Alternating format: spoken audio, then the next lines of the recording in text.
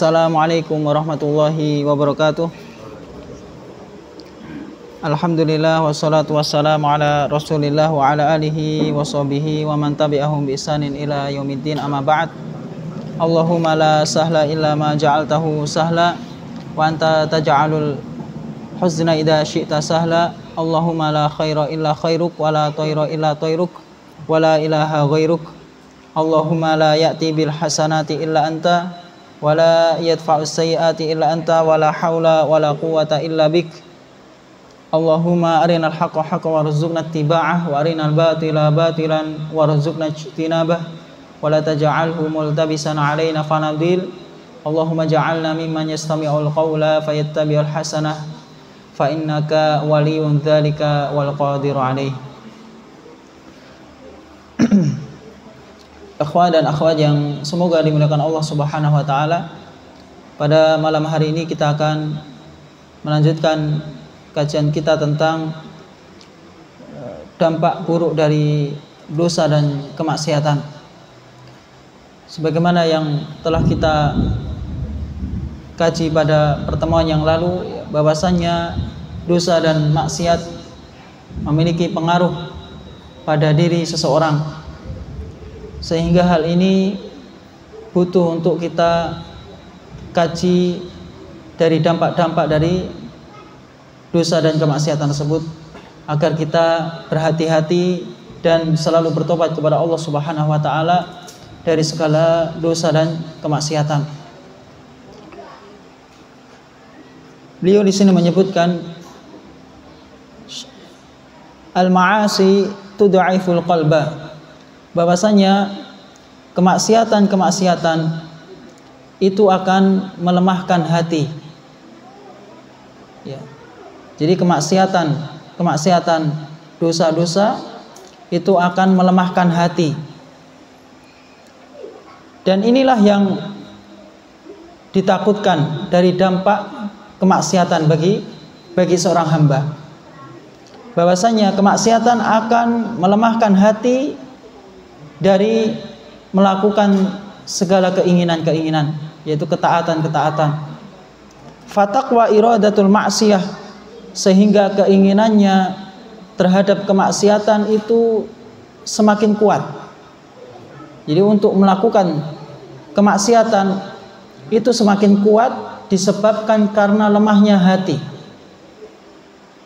Wa tad'ufu iradatu taubah syai'an fa syai'an, dan semakin lemah keinginan bertobat sedikit demi sedikit.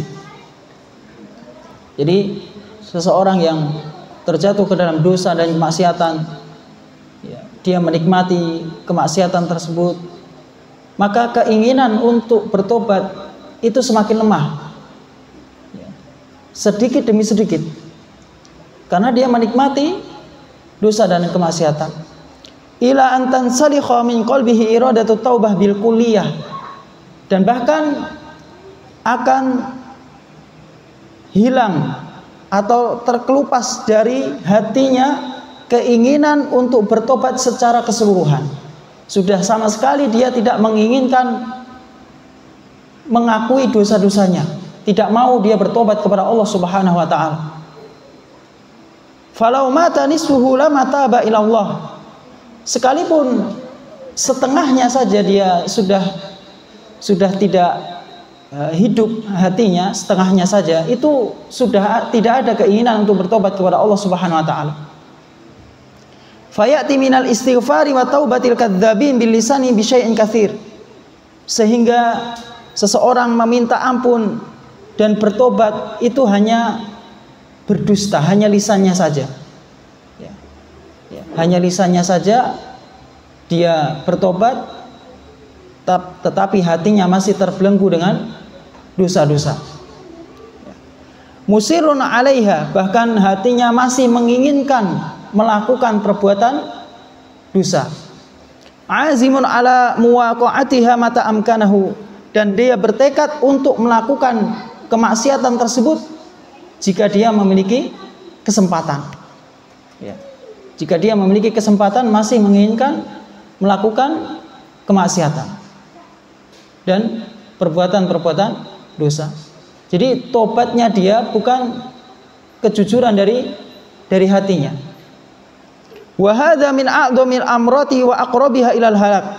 Dan inilah penyakit-penyakit yang paling berbahaya dan paling mendekatkan seseorang kepada kebinasaan.